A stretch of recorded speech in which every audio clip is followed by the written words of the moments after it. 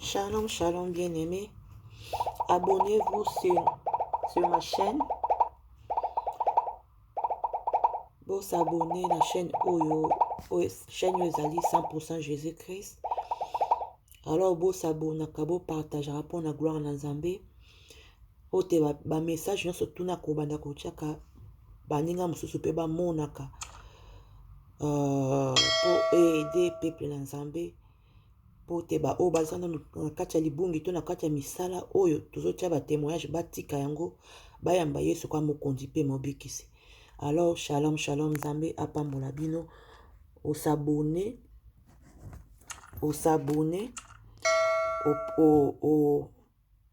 au appuyer na cloche de notification ndenge bazola kisawana.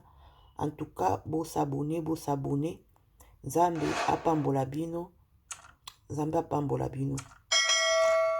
God bless you. Pour un moment de répit, car j'en avais assez. Tu as tout ton temps. Réfléchis et tu verras que tu risques de gâter tes chances pour de simples futilités. Car après tout, ton père finira bien par mourir un jour, avec ou sans ton concours. Mon interlocuteur me conduisit dans une sorte de couloir qui déboucha sur une salle.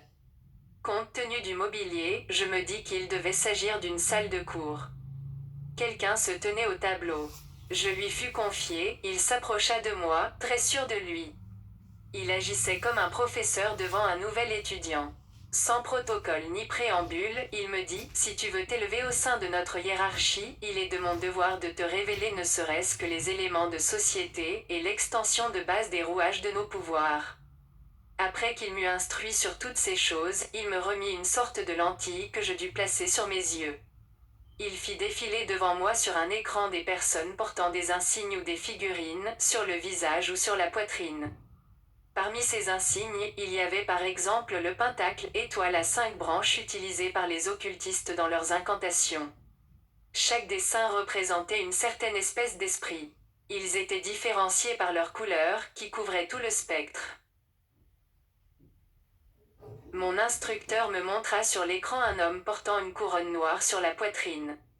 Il me dit que c'était un sorcier, la couleur nous indique qu'il en est encore à ses débuts. Nous n'enregistrons pas toutes les couleurs, en particulier le blanc, le rouge et le jaune. Nous utilisons à la place leurs dérivés. Tu vois cet homme qui a un anneau bleuâtre sur la bouche? C'est un voleur, doublé d'un menteur, dont la couleur est le bleu sombre. Un féticheur est identifié par un triangle isocèle renversé. Un impudique porte un cercle rose autour de la poitrine.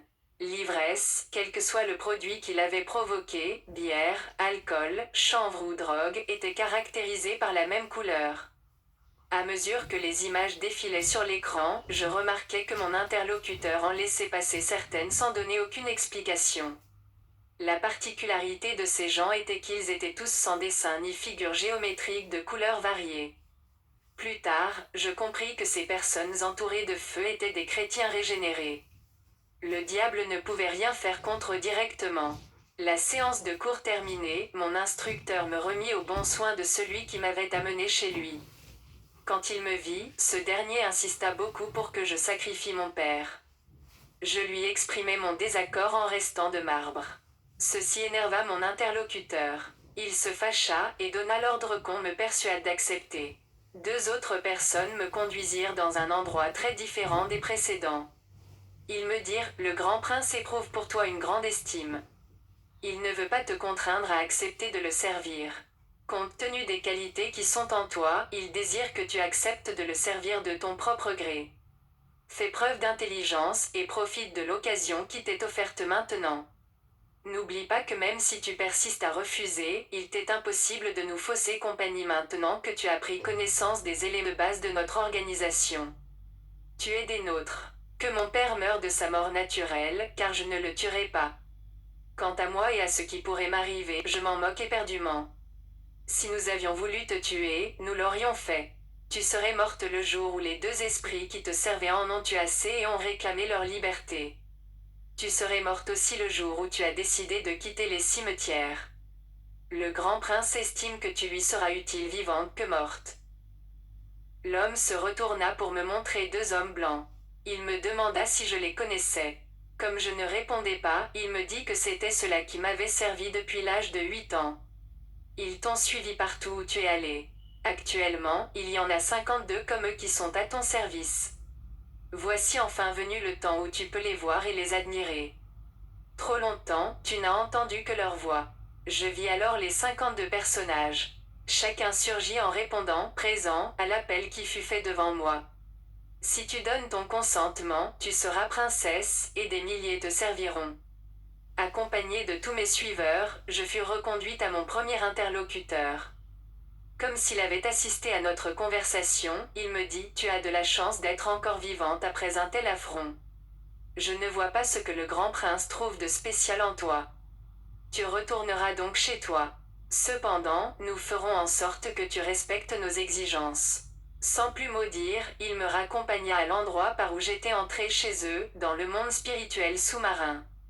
Au moment où nous atteignîmes notre objectif, on m'interpella et on me remit un objet de forme arrondie, transparent, qui mesurait environ 16 cm de diamètre.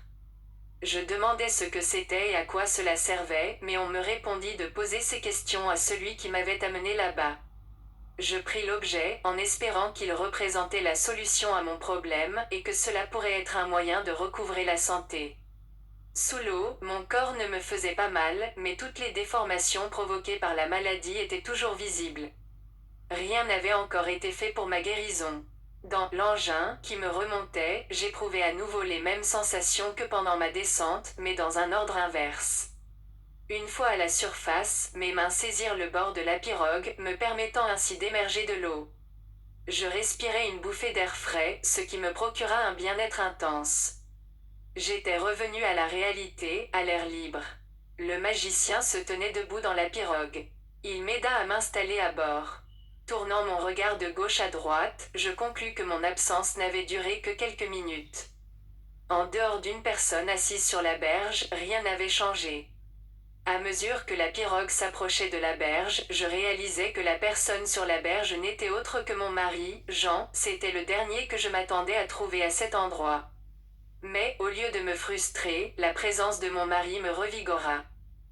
J'eus du mal à conserver mon calme. La solitude et les derniers événements avaient suscité en moi le besoin d'être en présence d'une personne chère. Toute joyeuse, je courus me jeter dans ses bras. M'appuyant sur son épaule, je perdis courage et me mis à pleurer. Jean demeura de marbre, sans un mot.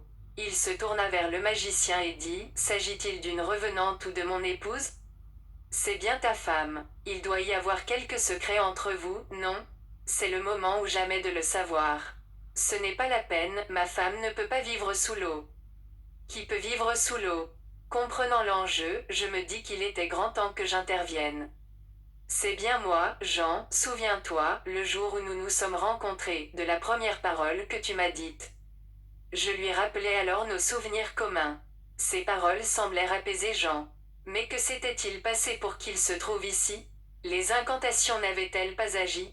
Le magicien m'avait-il menti, ou avait-il pris peur après mon plongeon, pour aller prévenir mon mari ? Sur le chemin du retour, Jean m'expliqua que le magicien était venu le trouver la veille, en lui disant que j'avais besoin de lui. Il poursuivit: Je ne pouvais douter de ces paroles, car tu ne m'avais rien dit de ta destination. Je l'ai suivi sans hésitation, craignant qu'il ne te soit arrivé quelque chose. Depuis que je me suis assis à la place où tu m'as trouvé, je n'ai fait que regarder l'endroit où il m'avait montré que tu étais tombé. Je t'expliquerai tout en détail. Je me rendis compte que j'étais resté sous l'eau 3 jours et 2 nuits. Était-ce possible ? Était-ce le magicien qui était allé trouver mon mari ? Seul le maître pouvait répondre à toutes ces questions. Me souvenant enfin de la présence de ce dernier, je lui demandai à quoi pouvait servir l'objet en forme de boule. Voyant la boule, sans me répondre, le maître se prosterna à 3 reprises, sans souci de la présence de mon mari. Il me dit: Madame, grâce à cette boule magique, vous occupez à présent un rang 7 fois supérieur au mien. À partir de maintenant, tous vos désirs seront des ordres. Je ne peux plus rien vous apprendre. À ces mots, je me sentis comme vidé. Tout espoir de guérison s'écroula comme un château de cartes. Irrité, je jetai la boule à terre. Elle se brisa en 1000 morceaux. Le maître était stupéfait. Pourquoi, madame, avez-vous agi de la sorte ? Effrayé des conséquences que je pouvais subir pour avoir détruit la boule magique, le maître s'enfuit. Je ne l'ai plus revu depuis ce jour. Appuyé sur l'épaule de mon mari, je me mis à pleurer sur mon sort. Mon mari ne me posa aucune question. Il compatissait sincèrement à ma peine. Fatigués et chargés, nous nous acheminâmes vers notre domicile. Une fois à la maison, la porte du salon s'ouvrit d'elle-même, à notre grand étonnement. À peine entrés, une voix nous souhaita la bienvenue, dans notre propre maison, et nous pria d'entrer dans la chambre à coucher. Suivi de mon mari, nous sommes entrés, pour découvrir une boule magique identique à celle que je venais de casser. Une voix sortit de la boule magique et nous donna l'ordre de nous asseoir. Nous nous exécutions déjà lorsque la même voix ordonna que je reste seul, c'est-à-dire que mon mari sorte. Je m'opposai à cet ordre, mais Jean sortit de lui-même. Une feuille de papier sortit du sol. Il y était écrit quelque chose dont on me demanda de prendre connaissance. Au premier coup d'œil, je remarquai qu'il s'agissait d'une liste de 52 noms. Chaque fois que je citais un nom de la liste, une voix répondait « présent » à la manière des écoliers. Sur un ton autoritaire, la voix poursuivit et me dit « Puisque tu as cassé la première boule, celle-ci est incassable.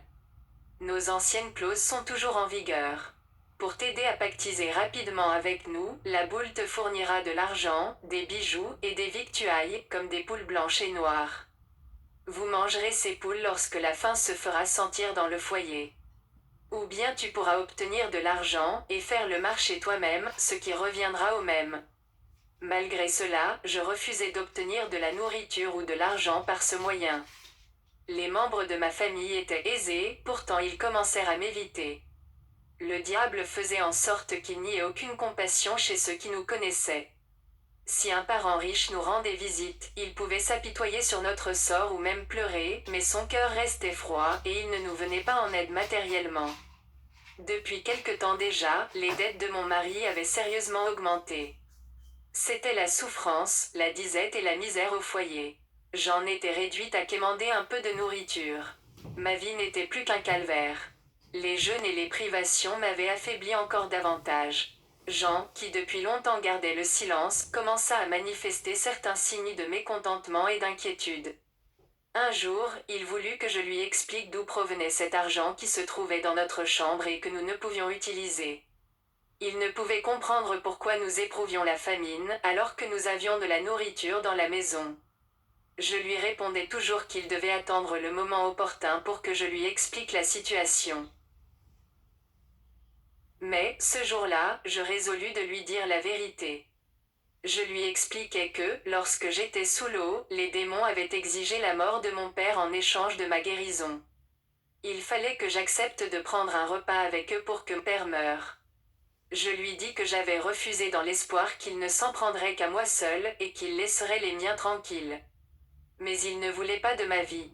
Pour me forcer à pactiser avec eux, ils nous avaient privés de tout, dans l'espoir de nous forcer à utiliser leurs produits. Je t'en supplie, Jean, si tu tiens vraiment à ce que nous utilisions cet argent et cette nourriture, accepte de signer toi-même un pacte où tu donnerais en sacrifice les membres de ta propre famille.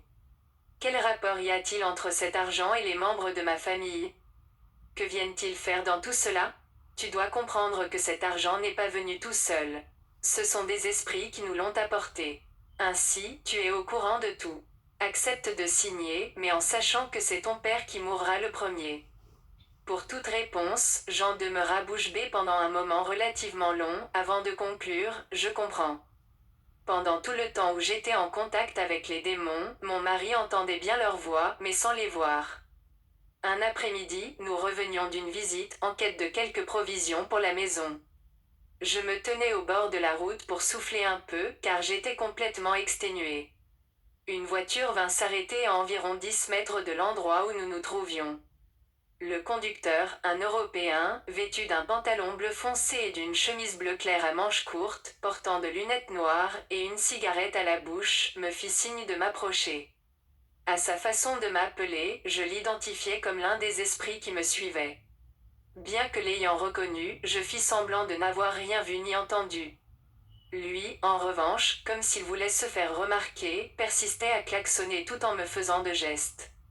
Excédé par la jalousie, je pense que mon mari ironisa et me dit, tu ne vas tout de même pas le laisser klaxonner éternellement. N'as-tu jamais le courage de dire à tes amants que tu es marié, pour qu'ils ne t'appellent plus en ma présence? Prise par un sentiment de colère, puis de grande pitié envers mon mari, je souris faiblement, malgré la présence de l'homme blanc. Vous, les hommes, crois-tu, Jean, que cet homme pourrait être mon amant? Crois-tu que ce genre de type pourrait manquer de belles femmes pour accepter de me prendre comme maîtresse dans mon état actuel? Pourtant, il est là, et il t'attend. Il n'est pas mon amant pour la simple raison qu'il n'est pas de ce monde. Ce type n'est pas un être humain. Comment, ce n'est pas un être humain? Est-ce que les Européens ne sont pas des hommes? Si tu ne crois pas ce que je dis, approche-toi de lui et tu seras fixé. Pour une fois, Jean se conduisit en homme. D'un air téméraire, il s'avança vers le véhicule. À son approche, lorsqu'il fut à environ 2 mètres, le conducteur démarra en trombe. Après avoir parcouru moins de 5 mètres, la voiture disparut, au grand étonnement de mon mari. Il demeura planté là, ne sachant à quel saint se vouer. Je lus sur le visage de mon mari un découragement total, un désespoir infini, il bégaya ainsi, les voix que nous entendons proviennent donc de ces blancs. Bien que partageant le même lit, il y avait très longtemps que nous n'avions plus de rapports sexuels, mon mari et moi. Une nuit, Jean voulut réclamer son droit sur mon corps. C'est alors que des coups fusèrent de partout, coups qui lui furent administrés par des adversaires invisibles. Il reçut l'ordre de ne plus mettre les pieds dans la chambre à coucher, de peur de subir de graves sanctions. Malgré ces injonctions, Jean préféra braver la mort plutôt que de m'abandonner. Mais, chaque fois qu'il tentait de franchir la porte de la chambre à coucher, il était violemment agressé. On lui assénait de méchants coups de poing. J'avais pitié de mon mari, mais je ne pouvais rien faire pour lui venir en aide. En revanche, il ne s'avoua pas vaincu pour autant. Poussé par l'amour de sa Françoise, il fit ce qui lui semblait bon, dans le but de me secourir. Sans me prévenir de son projet, il alla trouver les prêtres catholiques et les invita à venir exorciser la maison.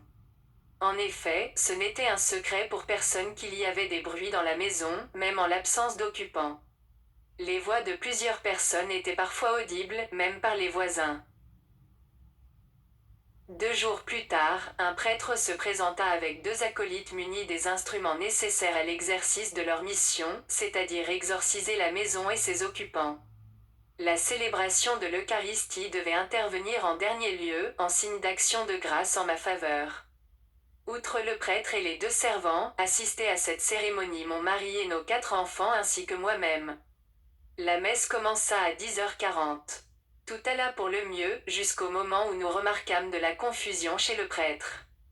Il avait encore les bras levés, tenant dans ses mains le calice contenant le vin transformé en sang de Christ, lorsqu'un vent venu d'on ne sait où commença à souffler violemment, balayant tout sur son passage. La puissance de ce vent arracha le calice des mains du prêtre et fit tomber tous les objets qui se trouvaient sur l'autel improvisé. Nous fûmes tout contraints de rester accroupis pour ne pas être battus par des êtres invisibles. Malgré notre position d'humilité, la situation devint de plus en plus intenable. Nous ne trouvâmes un peu de répit que dans la fuite, le prêtre en tête, avec ses acolytes, suivi des enfants et de leur papa. Tout le monde ne trouva son salut que dans une débandade digne des temps apocalyptiques. Le prêtre se retrouva dehors avec ses habits tout déchirés. Quant à moi, j'étais restée assise à la même place. Tandis que l'ouragan battait son plein, quelqu'un me chuchota à l'oreille, reste calme, tu n'es pas concerné. Après la fuite du prêtre, quelqu'un vint me dire tu as de la chance que nous ne t'ayons pas informé des conséquences entraînées par la venue de ces personnes ici. Sache que le jour où ils remettront les pieds chez toi, nous t'infligerons une punition que tu ne risqueras pas d'oublier toute ta vie durant. Je fis part à mon mari de la mise en garde des démons. Nous ne nous attendions pas à ce que les prêtres puissent encore venir chez nous, compte tenu du mauvais traitement qu'ils avaient subi de la part des démons lors de leur précédente visite. Mon mari et moi avions pensé qu'il était inutile de leur demander de ne plus revenir. Cependant, le prêtre qui avait été chassé ne s'avoua pas vaincu pour autant. Loin d'abandonner, il alla trouver un collègue plus expérimenté que lui. Il ne voulait pas laisser ternir l'image de sa congrégation. Environ 1 semaine plus tard, à notre grand étonnement, nous vîmes venir un prêtre plus âgé que le précédent.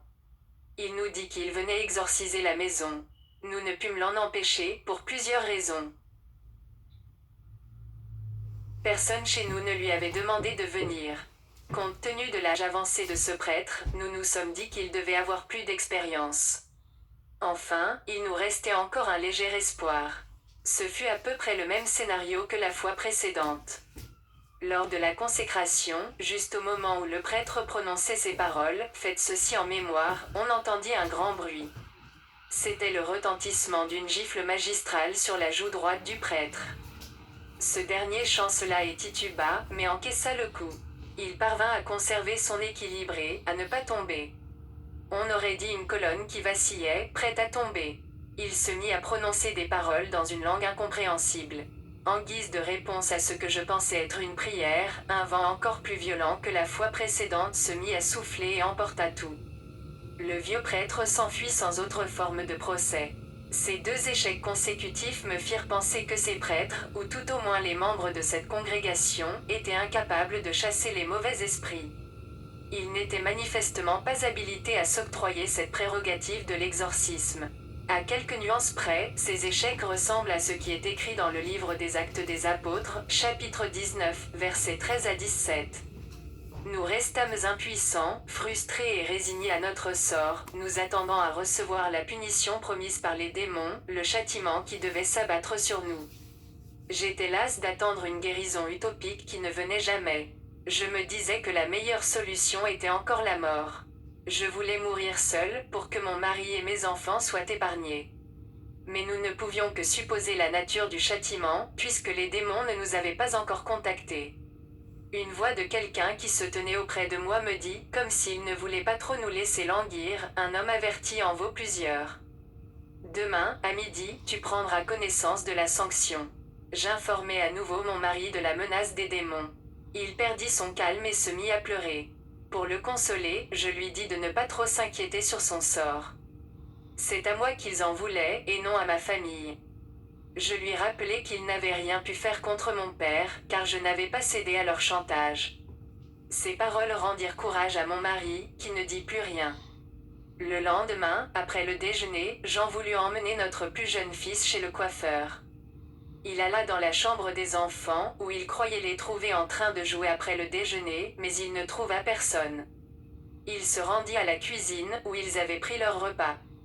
Avant de pousser la porte, il eut le pressentiment qu'un grand malheur venait de s'abattre sur sa vie.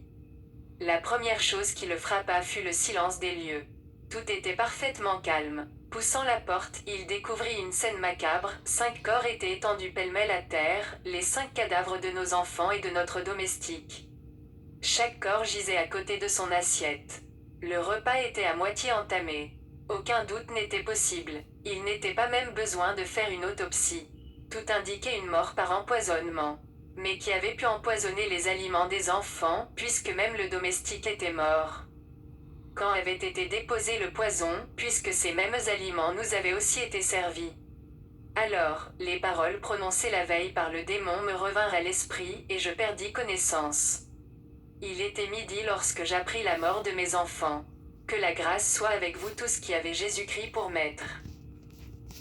C'est votre première fois d'être sur cette chaîne, n'oubliez pas de vous abonner pour plus des vidéos.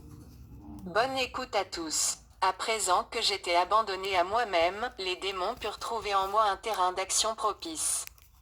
Sachant que je n'avais maintenant plus grand-chose à perdre, les démons changèrent de tactique envers moi. Ils devinrent courtois dans leur manière de communiquer avec moi, parfois même gentils.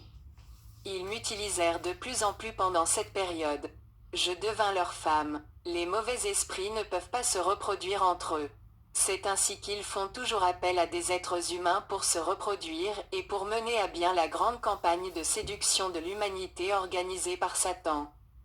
L'union entre un être humain et un mauvais esprit donne naissance à un monstre mi-homme mi-animal.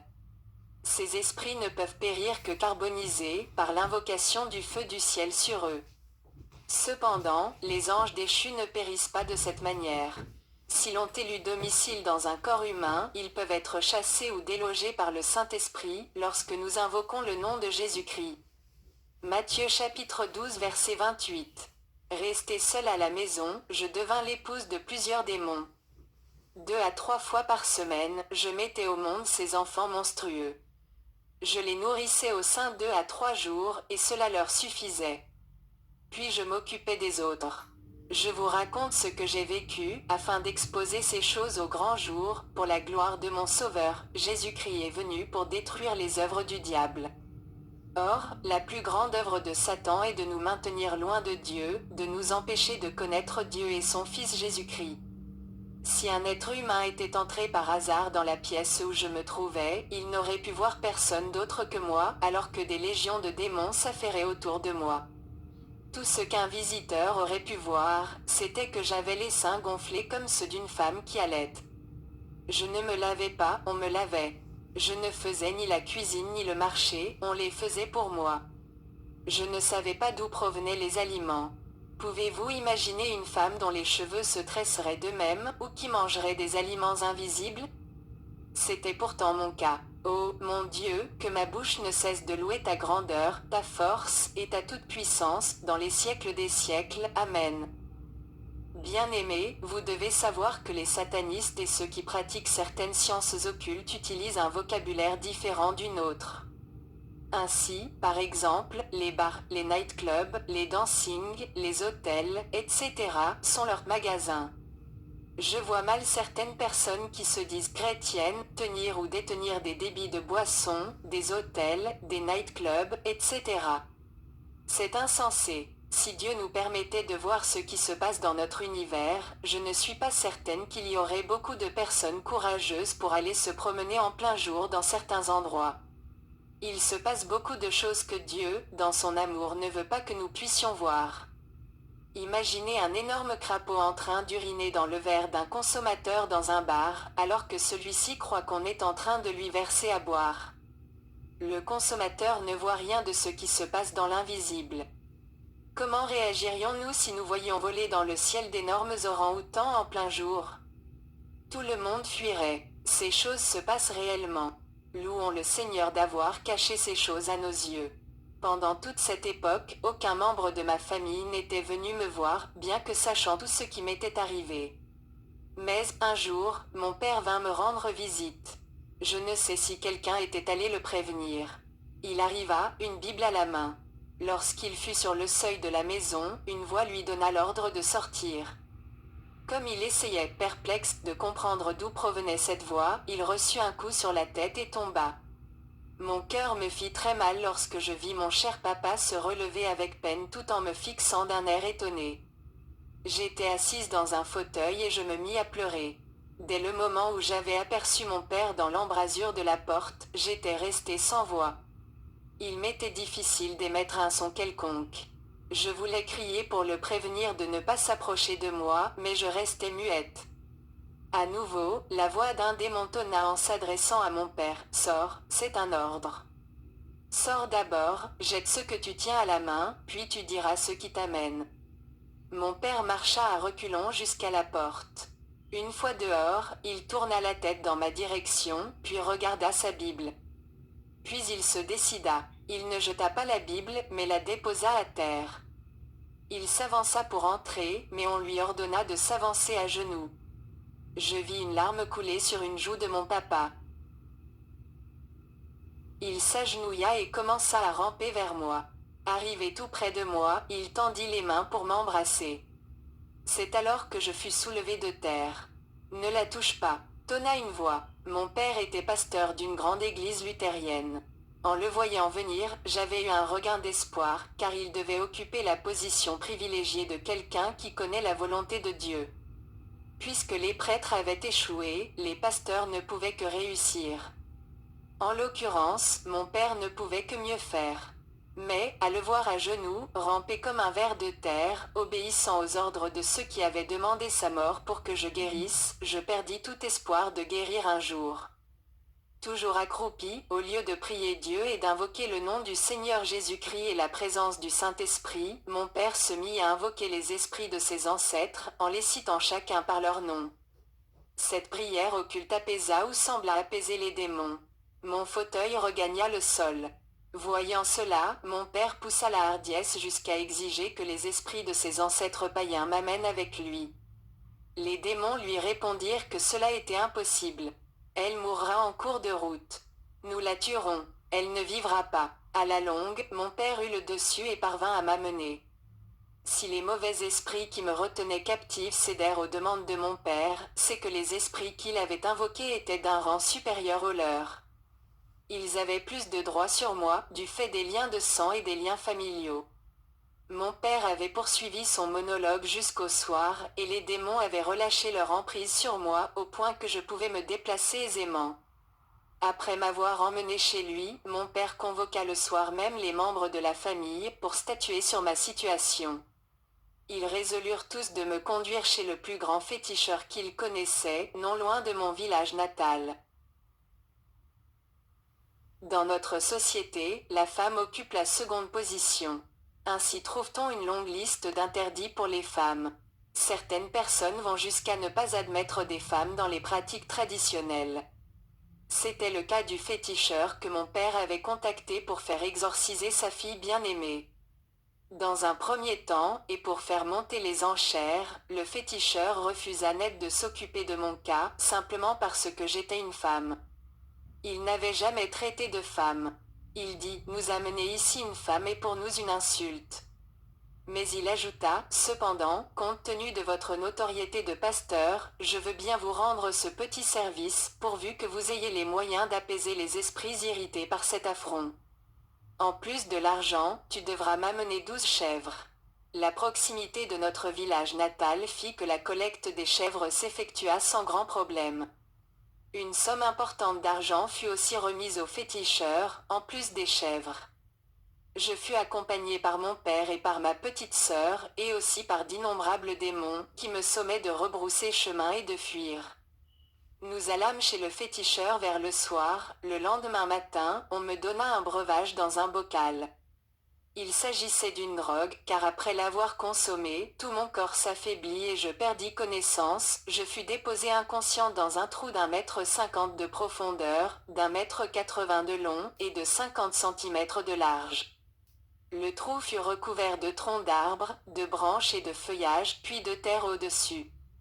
Un grand feu fut allumé sur ce trou rebouché, alors que je me trouvais à l'intérieur. Un groupe de danseurs se tenait tout autour du feu. Entraînés par des tam-tams, les danseurs se lancèrent dans une danse rituelle au rythme endiablé. À ce moment-là, le maître des lieux, le féticheur, entra en scène. Il sortit de son laboratoire, case construite un peu à l'écart des autres, qui abritait ses fétiches ainsi que d'autres objets nécessaires à l'exercice de ses fonctions, paré d'une tenue de cérémonie aux couleurs chatoyantes, et tenant une lance dans sa main droite. Il fit son apparition en dansant, et s'approcha du trou recouvert dans lequel je me trouvais inconsciente. Après avoir effectué quelques pas de la danse rituelle autour du feu, il enfonça sa lance dans le feu. Un cri jaillit du feu, et, lorsqu'il ressortit sa lance du feu, elle était toute trempée de sang. Le féticheur s'écria, un de moins. Et il se remit à danser. Il enfonça une seconde fois sa lance dans le feu. Un second cri jaillit du feu, et il retira à nouveau sa lance maculée de sang. Tout heureux de constater l'efficacité de son art, il s'écria, deux de moins. Puis il lança en direction de mon père, nous les aurons tous, les persécuteurs de ta fille. Leur sang sur ma lance est un bon signe. Le vieux se remit à danser. Lorsqu'il voulut enfoncer sa lance pour la 3e fois dans le feu, un cri jaillit à nouveau, non pas dans le feu cette fois, mais dans l'assistance, parmi les badauds accourus pour la circonstance, au feu. Au feu, la case brûle. Convergeant leurs regards dans la direction indiquée par le badaud, les assistants virent en effet que la petite case d'où était sorti le vieux tout à l'heure était